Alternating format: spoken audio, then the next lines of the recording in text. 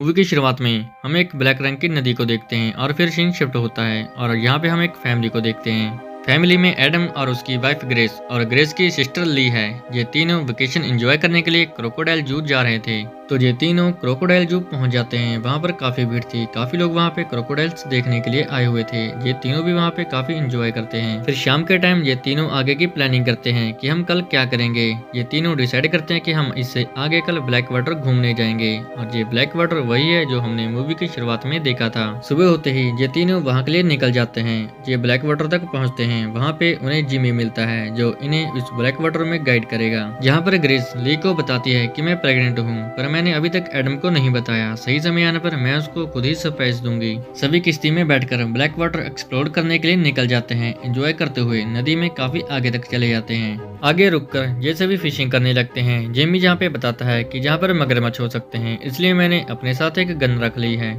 फिर अचानक से किश्ती से कुछ जोर से टकराता है। किश्ती पलट जाती है। ये क्रोकोडाइल था। क्रोकोडाइल जिम्मी को पकड़ लेता है। ग्रेस भागकर पेड़ पे चढ़ जाती है, पर ली जहाँ पे नहीं दिखाई देती तो एडम ली को पानी में खोजने लगता है। इतने में ग्रेस पेड़ पर से क्रोकोडाइल को देखती है। वो एडम को ऊपर आने को बोलती है। एडम भागकर पेड़ पर चढ़ जाता है। इतने में ली भी पानी के ऊपर आ जाती है। ग्रेस ली को किश्ती के ऊपर चढ़ने को बोलती है क्योंकि क्रोकोडाइल भी उसकी तरफ आ रहा था, पर ली जल्दी से किश्ती के ऊपर चढ़ जाती है। मगरमच्छ भी ली को नीचे गिराने की कोशिश करता है। ये देखकर एडम क्रोकोडाइल को अपने तरफ बुलाने लगता है। इतने में अचानक से वहाँ पे शांति हो जाती है, जैसे क्रोकोडाइल जहाँ से चला गया हो। अब ये तीनों जहाँ पर फंस चुके थे।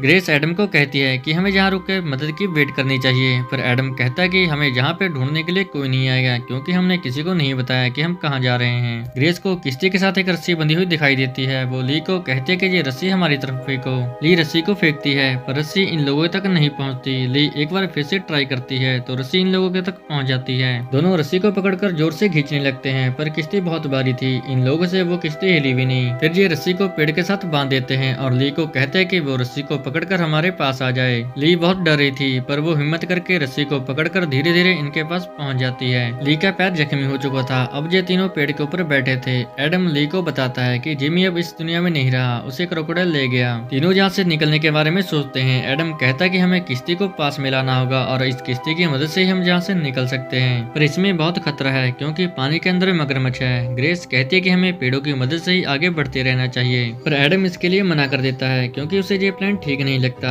थोड़ी देर वेट करने के बाद ग्रेस कहती है कि मैं अकेली पेड़ों की मदद से आगे जाती हूँ। अगर सामने रास्ता साफ हुआ तो हम सभी यहाँ से निकल जाएंगे। फिर ग्रेस पेड़ों की मदद से आगे जाती है। वो एक पेड़ से दूसरे पेड़ तक जाती है। थोड़ा आगे जाने पर रास्ता खत्म हो जाता है और आगे कोई रास्ता ही नहीं था। तो ग्रेस वापस आने लगती है। वापस आते हुए उसे पानी के अंदर कुछ हलचल दिखाई देती है। पत्तियों को हटाकर देखती है तो वहाँ पे किसी का कटा हुआ कान था। ग्रेस ये देखकर डर जाती है और वहाँ से भागती है। वापस जाकर वो बताती है कि जहाँ पर आगे कोई रास्ता नहीं, हम जहाँ पर फंस चुके हैं। अब इनके पास बस एक ही रास्ता था कि किश्ती को किसी तरीके से अपने पास लाया जाए, पर इसमें बहुत खतरा था। एडम कहता है कि मैं किश्ती को लेने के लिए जा रहा हूँ। वो पानी में उतरता है और किश्ती की ओर बढ़ने लगता है। वो किश्ती के पास पहुँच जाता है और उसे सीधा करने की कोशिश करता है, पर किश्ती बहुत भारी थी। वो किसी तरह जोर लगाकर किश्ती को सीधा कर लेता है। ये देखकर सभी खुश होते हैं, पर अचानक से क्रोकोडाइल पीछे से एडम को पकड़कर पानी में ले जाता है। एडम अब मर चुका था। ये देखकर ग्रेस काफी रोती चिल्लाती है। ली बहुत डर चुकी थी। वो ग्रेस को कहती है कि हम भी जिंदा नहीं रहेंगे और हमारे साथ भी ऐसा ही होगा। तो ये सुनकर ग्रेस उसे गुस्से से चुप रहने को बोलती है और वो खुद जाकर रस्सी को पकड़ने की कोशिश करती है, पर ली इतने में पानी के अंदर कुछ हलचल देखती है। ये देखकर वो ग्रेस को ऊपर बुलाती है। फिर ग्रेस पेड़ों की मदद से आगे जाने की कोशिश करती है। तभी क्रोकोडाइल अचानक से उनके ऊपर हमला करने की कोशिश करता है। दोनों बहुत डर जाती हैं। तभी देखती हैं कि किश्ती इन लोगों से दूर जा रही है। वहाँ पर एडम की लाश भी दिखती है। ये देखकर ग्रेस काफी दुखी होती है। थोड़ी देर बाद फिर रात हो जाती है और रात में हालात और भी खराब हो जाते हैं। तेज हवा के साथ बिजली भी चमक रही थी।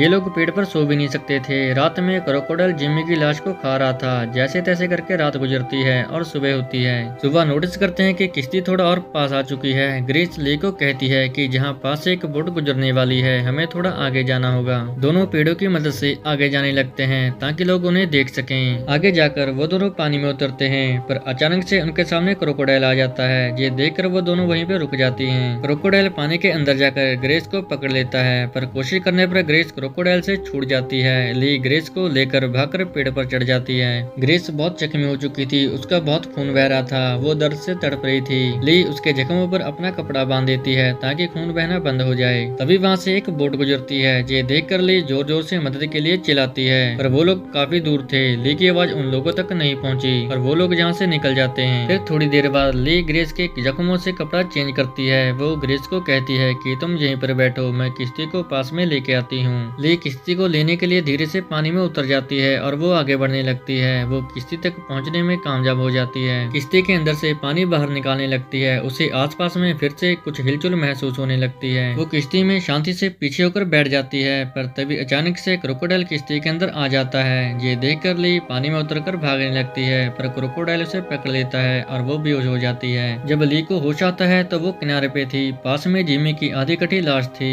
ली की उंगली भी टूट चुकी थी। वो अपनी उंगली को कपड़े से बांधती है और अपने जख्मों को चेक करती है। ली को याद आता है कि जिमी के पास गन है। वो जिमी के पास से गन निकाल लेती है और उसके अंदर गोली डालकर गन रेडी कर लेती है। वो जिमी की एक बाजू उखाड़कर पानी में डालने लगती है ताकि क्रोकोडाइल उसके पास आ जाए, पर ऐसा नहीं होता। जब ली खड़ी होती है तो क्रोकोडाइल पीछे से आ जाता है। ये देखकर ली डरकर पानी में भागती है। आगे जाकर ली रुक जाती है और गन के साथ क्रोकोडाइल को देखने लगती है। क्रोकोडाइल उसके हाथ पे हमला करता है। अब ली का हाथ क्रोकोडाइल के मुंह के अंदर था। ली गन से फायर कर देती है। गोली क्रोकोडाइल के सिर पे लगती है और क्रोकोडाइल की वहीं पर मौत हो जाती है। फिर ली वापस ग्रेस के पास जाने लगती है। ग्रेस के पास पहुंचकर उसे बताती है कि मैंने क्रोकोडाइल को मार दिया है, अब हम यहाँ से निकल सकते हैं। पर ग्रेस कोई जवाब नहीं देती। खून ज्यादा बह जाने की वजह से ग्रेस की भी यहीं पे मौत हो चुकी थी। ली ग्रेस को पकड़कर रोने लगती है। थोड़ी देर बाद देखते हैं कि ली ग्रेस की बॉडी को उसी किश्ती में डालकर वापस जाने लगती है और ये मूवी यहीं पे खत्म हो जाती है। मूवी अच्छी लगी हो तो आप हमें कमेंट करके जरूर बताएं और हमारे चैनल को सब्सक्राइब करना ना भूलें।